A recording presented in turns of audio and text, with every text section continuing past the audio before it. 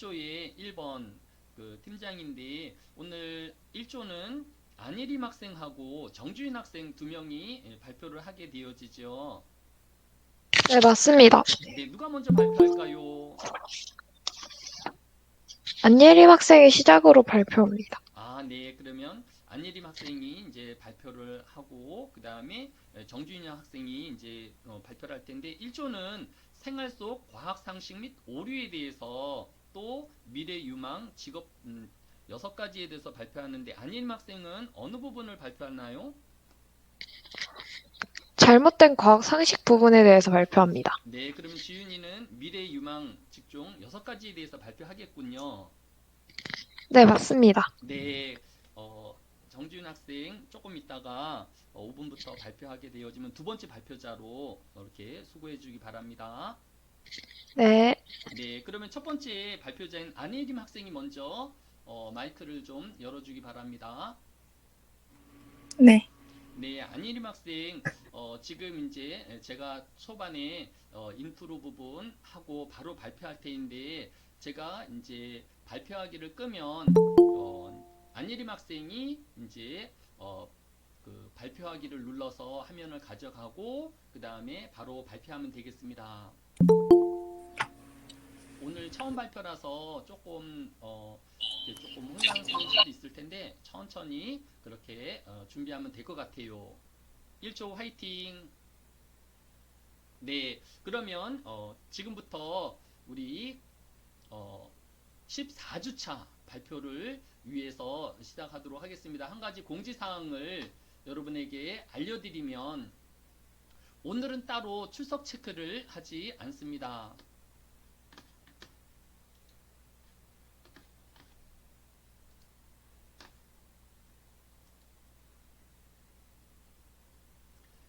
지금 화면에 안예림 학생, 네, 네, 안예림 학생 계속 마이크 열어주세요. 네. 과학의 진실과 오류, 지금 PPT 화면이 잘 뜨고 있나요?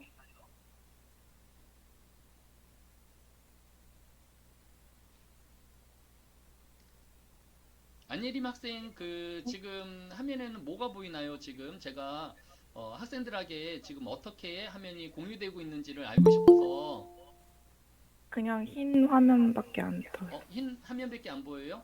그 인터넷 화면인데 네, 흰색으로. 그래요? 지금 그러면 좀 혼란이 있는 것 같은데 음, 제가 지금 모니터를 이제 두 개를 지금 쓰고 있거든요. 그런데 아마 지금 이 화면이 이 공유가 좀 여의치 않은 것 같아요. 잠시 한번 다시 한번 조정해 볼게요.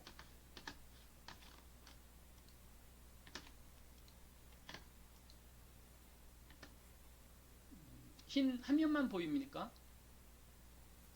지금은 그 밑에 화면 보여요. 아, 밑에 화면이 보이고 있고요.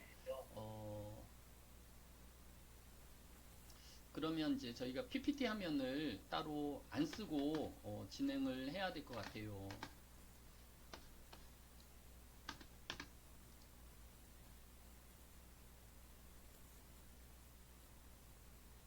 네, 그러면 이 상태에서 바로 수업을 시작하도록 하겠습니다. 2021년 6월 3일 과학의 진실과 오류 제 14주차 수업을 시작하도록 하겠습니다. 이번 시간에는 지난 시간 강구한 것처럼 조별 발표를 중심으로 수업을 진행하도록 하겠습니다. 먼저 수업 전에 공지사항을 알려드리면 이번 주 14주차는 따로 출석 체크를 하지 않고 자신이 발표하지 않는 시간에 다른 발표팀에 대한 장점과 격려를 하는 것으로 출석을 대신하도록 하겠습니다. 따라서 1교시에는 1팀, 3팀, 4팀, 5팀, 6팀이 발표하기 때문에 이 1, 3, 4, 5, 6팀은 발표에 전념해 주시고 1교시에 3교시에 발표가 있지 않은 7팀, 8팀, 9팀, 10팀, 11팀은 3교시에 발표하는 팀이 발표하는 도중에 그 팀이 어떤 점을 잘하고 있는지 또 칭찬할 점이 무엇인지를 칭찬하는 글을 구글 채팅창에 남겨주면 됩니다. 형식은 자기 학번, 이름, 그리고 칭찬할 팀의 3팀이면 3팀이 발표를 협력적으로 잘하고 쉽게 발표하였다라고 이렇게 한 줄 정도 남기면 됩니다. 최소 2개 이상의 팀에게 그런 격려와 또 칭찬의 글을 남기는 것으로 오늘 출석을 대신하도록 하겠습니다. 이제 시간이 조금 지나긴 하였는데 우리 1조 팀의 발표를 듣도록 하겠습니다. 제가 발표를 끄도록 하겠습니다. 우리 안예림 학생 자신의 발표하기를 눌러서 화면을 주관하기 바랍니다.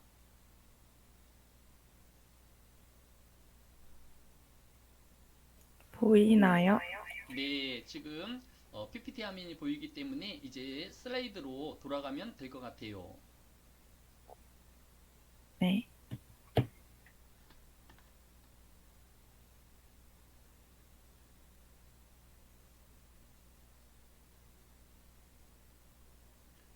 지금 안예림 학생이 우리 발표하는 중간에 끊어졌다가 다시 연결이 되고 있습니다.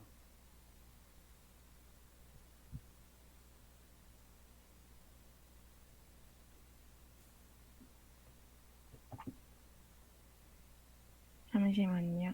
네, 천천히 첫 번째 팀이라서 네.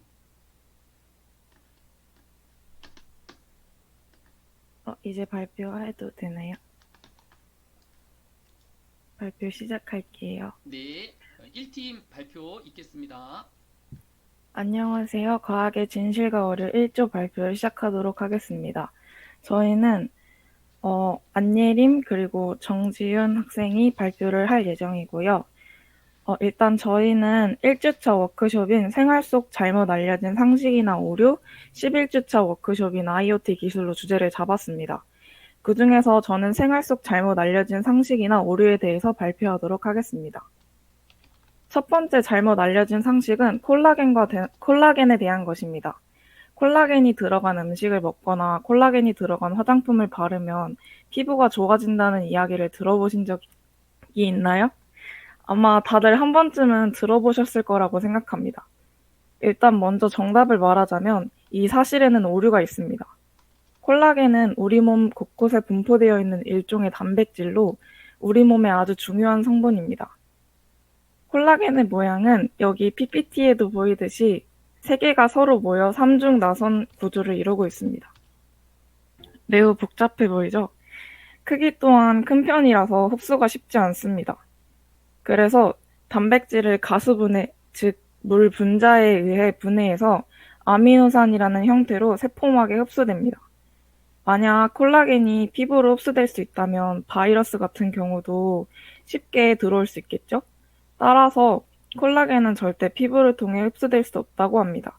네, 안예림 학생, 네. 지금 제가 PPT 화면이 안 되는 것처럼 안예림 학생도 저한테는 PPT 화면이 이렇게 돌아가지가 않아요. 하기 때문에 지금 형식처럼 그래요? 예, 그렇게 해서 네. 보여주는 것이 지금 좋을 것 같아요.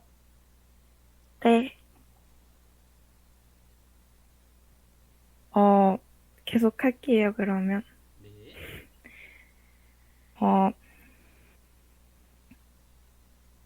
섭취를 하는 경우에도 분해가 잘 되지 않아서 아주 일부분만 소화돼서 90% 정도가 배변으로 배출됩니다.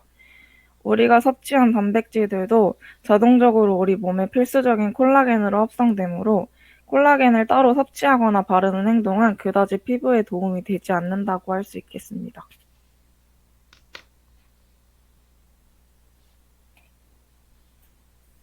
그리고 두 번째 잘못 알려진 상식이나 오류는 인종이라는 개념입니다.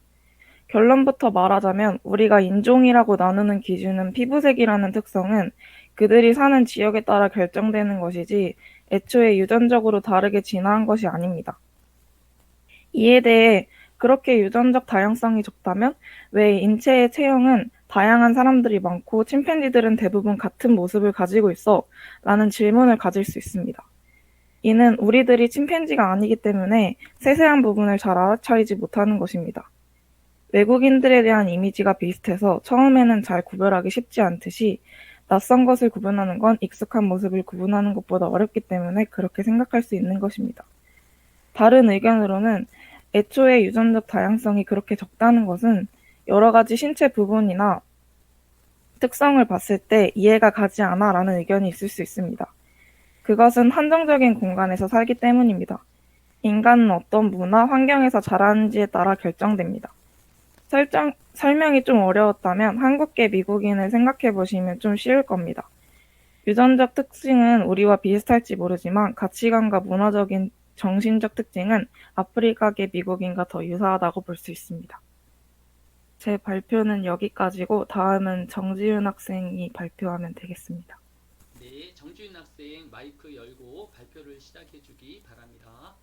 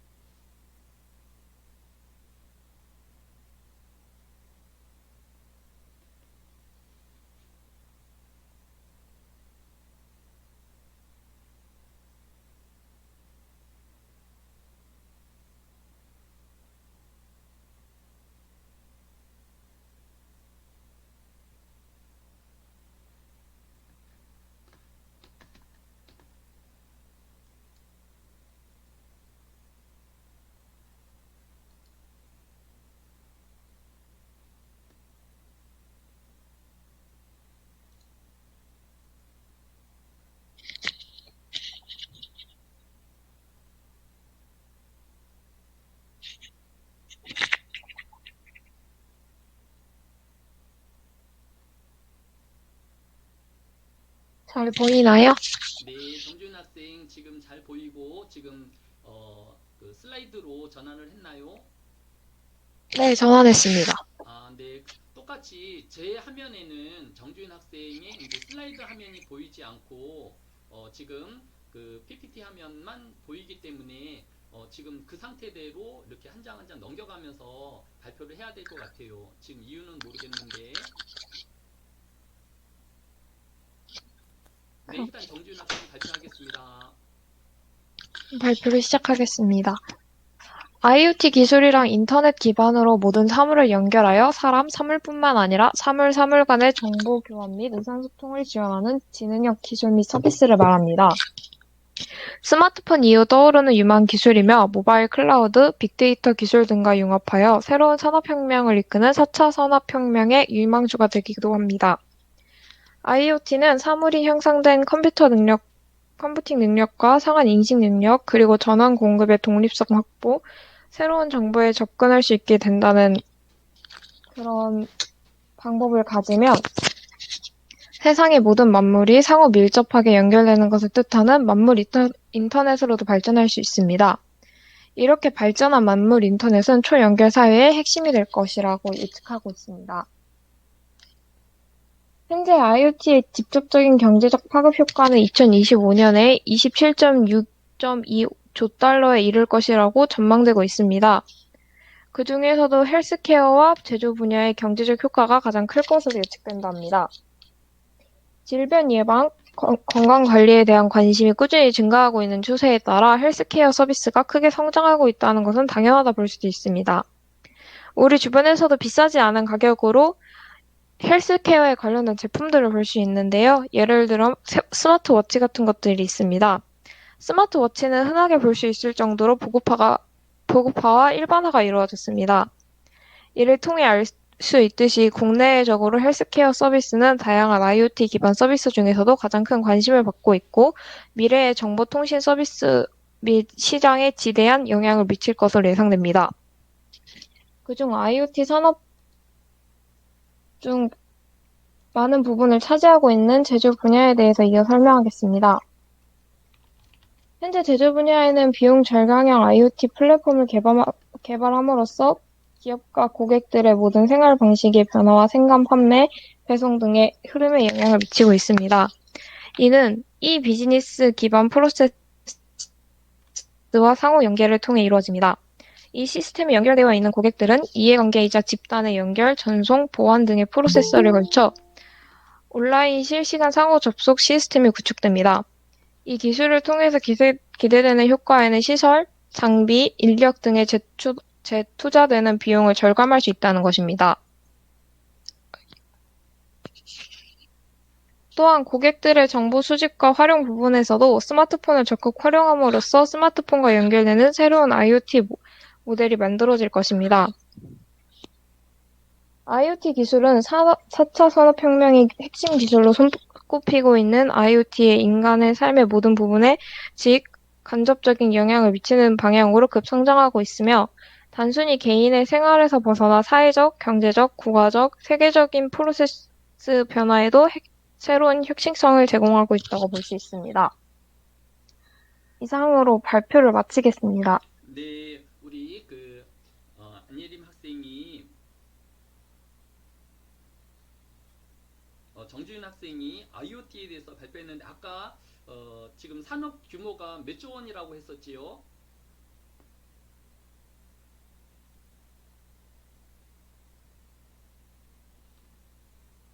정지윤 학생. 마이크가 꺼져 있었네요. 산업 규모가 IoT의 산업 규모가 얼마나 몇 조 원이라고 했었지요? 2.7에서 6.2조 단위가요. 네, 지금 거의 3조에 육박한 시장이면 상당히 이제 우리 생활 깊숙이 들어와 있고 규모도 있는 이제 산업이 되어진 것 같아요. 그런데 우리가 아직까지는 IoT에 대해서는 피부로 잘 못 느끼는 그런 점이 많이 있는 것 같습니다. 우리 발표한 정지훈 학생 또 이 수업을 듣고 있는 모든 학생들이 IoT에도 관심을 가지고 또 미래의 직업군으로 생각하면 좋을 것 같습니다. 우리 1조가 8분에 시작해서 중간에 PPT 전환하는 거 빼고는 시간을 잘 지켜서 잘 유익한 발표를 잘 해주었습니다. 우리 1조팀 격려하고 박수합니다. 우리 3교시에 참여하고 있는 7, 8, 9, 10, 11팀은 이번 시간에 잘된 팀에 대한 장점을 한 가지 쓰는 곳으로 출석을 대신합니다. 자기 학번, 이름, 그리고 우리 1팀에 어떤 점이 잘했는지 또는 3팀, 또 4팀, 5팀, 6팀이 어떤 점이 잘했는지를 기록하면 출석으로 인정하도록 합니다.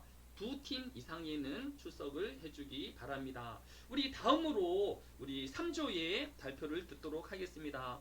3조에는 이혁진 학생하고 한주희 학생이 발표를 맡았는데 어느 학생이 먼저 발표할까요? 네, 제가 먼저 발표 시작하겠습니다. 네, 한주희 학생이 발표한 텐인데 우리 3조는 폭력의 대물림하고 미래유망 직업 6가지 중에서 우리 한주희 학생은 어느 부분을 발표할까요? 저는 6주차 폭력 대물림에 대해서 발표를 할 예정입니다. 네, 그러면 우리 한주희 학생 우리 화면을 컨트롤해서 폭력 대물림에 대해서 발표를 해주기 바랍니다. 네. 제가 PPT 화면 공유가 안 돼서 네, 이혁진 학원님께서 네, 이혁진 학생은 먼저 PPT 화면을 돌려주고 우리 한주희 학생은 발표만 하면 되겠지요. 이렇게 팀 플레이를 잘 하면 훨씬 더 유용하게 발표할 수 있을 것입니다. 네, 이제 한주희 학생 화면이 돌아온 것 같아요. 시작하겠습니다. 네, 발표 시작하겠습니다. 지금 PPT 담당하고 있는 팀원들은 아까 화면이 정상적으로 나왔어요. 만약에 안 됐을 때는 이렇게 하지만 방금 화면이 풀 화면으로 나왔거든요. 그렇게 좀 다시 PPT 슬라이드로 돌려줘도 될 것 같아요. 네, 아주 좋습니다. 네, 한주희 학생 발표해 주세요. 안녕하세요. 과학의 진실과 우려 3팀입니다. 저희는 한주희 그리고 이혁진 학원님께서 발표를 진행하겠습니다. 저희는 6주차 폭력 대물림 그리고 11주차 미래 유망 직종 6가지에 대해서 조사를 했습니다. 먼저 폭력 대물림에 대해 찬성인 의견을 발표하겠습니다.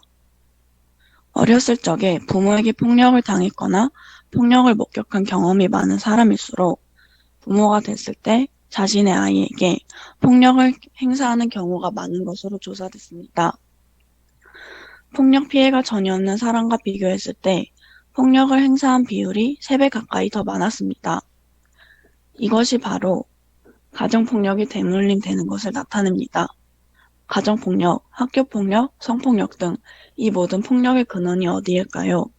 아마도 가정폭력이 아닐까 하는 소견입니다. 다음 자료에서 나타난 듯이 성인 10명 중 8명은 아동기에 한 번이라도 폭력이나 학대 등 부정적인 경험을 한 가운데 절반가량은 성인이 된 이후에도 폭력 피해를 겪은 것으로 나타났습니다. 부정적인 경험은 가정 내에서 대물림됩니다.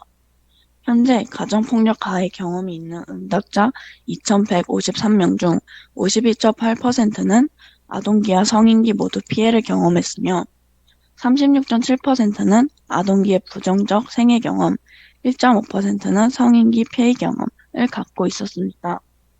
과거 생애 가정을 통틀어 피해 경험이 없는데도 가정폭력을 휘두른 경우는 9.1%에 불과합니다. 이런 폭력, 학대의 치유 방법은 무엇이 있을까요? 특히 유아기 때 경험한 가정폭력은 우리의 각인 효과처럼 평생 지워지지 않는 트라우마로 작용하여 설사 좋은 환경이 조성된다 하더라도 자신도 모르게 무의식적으로 폭력적인 언행이나 행동이 나올 수 있습니다. 인간의 뇌는 10살 때까지 고양, 처한 환경에 맞게 최적화됩니다. 아직 말랑말랑한 찰흙을 어떻게 주물러 무엇을 만들 것인가는 어른들의 몫이자 책임입니다. 만들어진 찰흙은 굳으면 바뀌어지지 않습니다. 이때 필요한 활동이 신체 발달이나 뇌 발달에 필수적이고 긍정적인 정서 형성이 필요한 놀이 활동입니다. 특히 아빠와의 신체 놀이에는 공격성을 통제할 수 있는 능력을 키워주고 생각하고 판단하는 이마엽이 활성화되어 창의성이 풍부해진다는 연구 결과가 꾸준히 나오고 있습니다. 네, 이제 다음으로 미래 유망 직종에 대해서 이혁진 학우님이 발표를 진행해 주시겠습니다.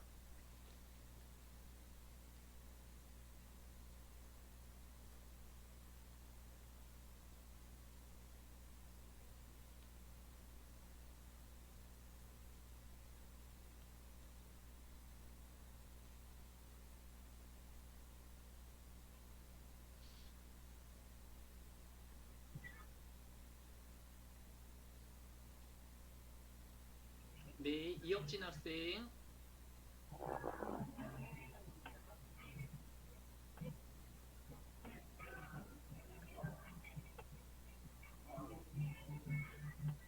네, 이혁진 학생이 미래 유망 직종에 대한 발표를 시작하겠습니다. 먼저 IoT 사물 인터넷에 알아보자면 사물 인터넷은 단어의 뜻, 그래도 사물들이 서로 연결된 혹은 사물들로 구성된 인터넷을 말하는 것으로 세상에 존재하는 유형 혹은 무형의 객체들이 다양한 방식으로 서로 연결되어 개별 객체들이 제공하지 못했던 서비스를 제공하는 것입니다. 사물 인터넷은 스마트홈, 소목형 웨어러블, 장치 등을 활용한 편리성 향상, 스마트 횡단보도, 사물 인터넷 기술이 접목된 수방 장비이며 월패드, 도어락 등을 이용한 안정성 향상을 하여 저희의 삶의 질을 높이고 있고 자율주행, 디지털 뉴딜 같은 기술들이 투자를 강화하면서 국가의 사업으로 자리 잡아가고 있습니다. 4차 산업시대의 중요한 기술도 자리 잡고 있습니다. 몇 년 전 우리나라에서 열렸던 인공지능 알파고와 이세돌의 바둑 대결이 전 세계에 주목을 받았는데 이 대결은 당시 멀게만 느껴지던 4차 산업혁명 시대의 큰 변화를 직접 피부로 느낄 수 있었던 계기가 되었습니다. 실제로 산업연구원이 연구한 조사 결과에 따르면 오는 2022년 국내 사물 인터넷 시장 규모는 무려 22조를 넘어설 것으로 예상되고 이 수치는 2013년에 비해 7배 이상 증가한 것으로 5G 기술의 등장은 이러한 사물 인터넷 기술의 발전을 더욱더 촉진할 것으로 보입니다. 다음은 빅데이터입니다.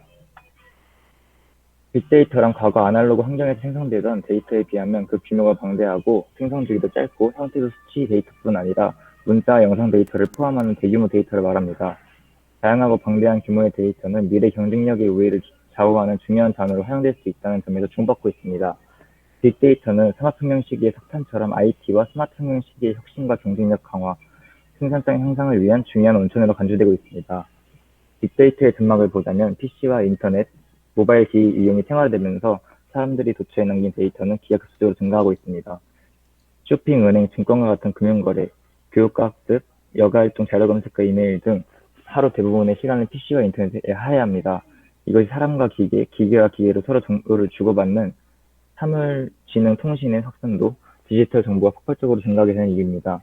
요즘 시대의 마케팅은 소비자의 니즈를 파악하는 것을 가장 우선시하고 중요시하기 때문에 빅데이터를 활용한 정보 수집이 필수 요소가 되고 있습니다. 다음 블록체인에 대해 알아보자면 블록에 데이터를 담아 체인 형태로 연결, 수많은 컴퓨터에 동시에 이를 복제해 저장하는 분산형 데이터 저장 기술입니다. 블록체인에 저장하는 정보는 다양하기 때문에 블록체인을 활용할 수 있는 분야가 매우 광범위합니다. 대표적으로 가상통화에 사용되는데 이때는 블록에 금전거래 내역을 저장해 거래에 참여하는 모든 사용자에게 거래 내역을 보여주며 거래 때마다 이를 대조해 데이터 위조를 막는 방식을 사용합니다. 이 밖에도 전자결제나 디지털 인증뿐만 아니라 화물 추적 시스템, P2P 대출, 원산지부터 유통까지 전 과정을 추적하거나 예술품의 진품 과정, 위조화폐 방지, 전자투표, 전자시민권 발급, 차량 공유, 부동산 등기부, 병원 간 공유되는 의료기록 관리 등 신뢰성이 요구되는 다양한 분야에 활용함으로써 해킹을 막는 중요한 기술입니다. 미국의 제일 큰 유통회사들에서 현재 블록체인을 다 검토하고 있고 결제 수단으로서 사용하려고 시도하고 있습니다. 전체적인 시스템을 관리하는 차원에서 이력 추적 시스템으로도 사용하고 국내 대기업뿐만 아니라 해외 대기업들이 블록체인을 필요한 부분에 쓰기 위해서 도입되고 있다고 합니다. 한국의 경우 한국 정부는 초기부터 암호화폐와 블록체인을 분리해서 블록체인 기술을 육성하겠다는 뜻을 밝혔고 정부발 블록체인 프로젝트는 굉장히 많다고 합니다. 2018년에는 6건이었다가 2019년에는 12건으로 늘어 점차 더 많아질 것이고 지금 민간이 주도하고 있는 프로젝트와 함께 시너지를 내면서 국내 블록체인 발전에 크게 기여할 것으로 예상됩니다. 다음은 3D 프린터입니다. 3D 프린팅은 프린터로 표면으로 된 문자나 그림을 인쇄하는 것이 아니라 입체 도형을 찍어내는 것을 말합니다. 종이를 인쇄하고 3차원 공간 안에 실제 사물을 인쇄하는 3D 기술은 의료, 생활용품, 자동차 제품 등 많은 제품을 만들어낼 수 있습니다. 축구화에 쓰일 천을 인쇄하거나 무인 항공기, 자전거 뼈대, 인공뼈를 만드는 등 제품을 제작하는 대부분의 분야에서 3D 프린팅의 예시를 들 수 있을 만큼 그 쓰임새는 무궁무진합니다. 3D 프린팅은 첨단과학 분야에서 빛을 발합니다. 영국 케임브리지 대학에서는 2017년 3월에 3D 프린터로 인쇄한 골격과 줄기세포를 합성해 대야를 만드는 데 성공했다고 합니다. 이처럼 3D 프린터가 이용되면서 더욱 발전될 것으로 보입니다. 3D 프린터 안에는 잉크 대신 플라스틱, 나일론, 금속 등 입체 도형을 만들 수 있는 재료가 들어가 있습니다. 재료를 다루는 기술이 개발된 이후에는 고무나 종이, 콘크리트, 음식을 넣어 인쇄하는 방법도 연구되고 있다고 합니다. 재료를 층층이 쌓아 형태를 완성하는 적층식은 대부분의 3D 프린트를 사용하는 방식입니다. 그리고 적층식 안에서도 플라스틱을 녹여서 층층이 쌓아 형태를 만드는 방법, 금속을 용접하여 형태를 만드는 방법, 액체로 된 물질을 레이저열수와 붙여서 형태를 만드는 방법 등 다양한 인쇄 기술로 나눌 수 있습니다. 실제 사물을 찍어내는 3D 프린팅은 기존의 생산 방식에서 벗어나 어떤 제품이든 만들 수 있고 재료를 다듬기 위한 특별한 공정이나 재료를 유통하는 데 필요한 과정도 적기 때문에 사람들은 3D 프린팅을 또 다른 산업혁명이라 부르고 있습니다. 현재 3D 프린터는 완성된 모형의 품질이 기존의 제품보다 떨어진다는 단점이 있습니다. 재료를 층층이 쌓아 올려 모양을 만들기 때문에 아무리 얇게 쌓아 올려도 완성된 후에는 재료를 쌓은 층이 보이기 때문입니다. 하지만 언제 어디서든 누구나 쉽게 저렴한 가격으로 필요한 물건을 만들 수 있다는 매우 큰 장점이 존재하기 때문에 많은 사람들이 3D 프린팅에 대한 전망은 밝을 것으로 예상됩니다. 자율주행 자동차는 운전자가 차량을 운전하지 않아도 스스로 움직이는 자동차를 말합니다. 하지만 첨단 자동차 기술이 발전하면서 이제 자율주행 자동차를 향한 꿈은 현실되어가고 있습니다. 자율주행 자동차는 최근 자동차 시장에 큰 파도로 떠올랐습니다. 자율주행 자동차 개발을 위하여 많은 단체들이 나서고 있습니다. 자동차 기업은 물론 IT 기업, 인생기업, 컴퓨터 부품 기업들도 자율주행 기술 개발에 뛰어들어 경쟁 또한 치열하다고 합니다. 자동차가 스스로 움직이기 위해서는 다양한 기술이 필요합니다. 특히 주변 사물을 인식할 수 있는 첨단 센서와 성능 높은 그래픽 처리 장치의 도움이 필요합니다. 첨단 센서는 사람처럼 사물의 거리를 측정하고 위험을 감지하며 사각지대 없이 모든 지역을 볼 수 있도록 도와줍니다. 그래픽 처리 장치는 여러 대의 카메라를 통해 자동차의 주변 환경을 파악하고 그 이미지를 분석해서 자동차가 안전하게 갈 수 있도록 도와줍니다. 여러 안전 표지판의 의미를 파악한다거나 앞에 자동차가 급정거를 하지 않는지, 갑자기 사람이나 동물이 도로에 뛰어드는 것은 아닌지를 파악할 수 있게 만들어줍니다. 스마트워치와 연동한 자율주행 자동차 연구도 계속되고 있다고 합니다. 스마트워치를 착용한 운전자가 스마트워치를 통해 자동차를 부르면 운전자가 있는 곳까지 차가 스스로 달려오고 문도 열어주는 자동차가 개발되고 있다고 합니다. 다음은 인공지능입니다. 인간의 지능으로 할 수 있는 사고, 학습, 자기개발 등을 컴퓨터가 할 수 있도록 하는 방법을 연구하는 컴퓨터 과학 및 정보기술의 한 분야로서 컴퓨터가 인간의 지능적인 행동을 모방할 수 있도록 하는 것을 인공지능이라 말합니다. 또한 인공지능은 그 자체로 존재하는 것이 아니라 컴퓨터 과학의 다른 분야와 직간접적으로 많은 관련을 맺고 있습니다.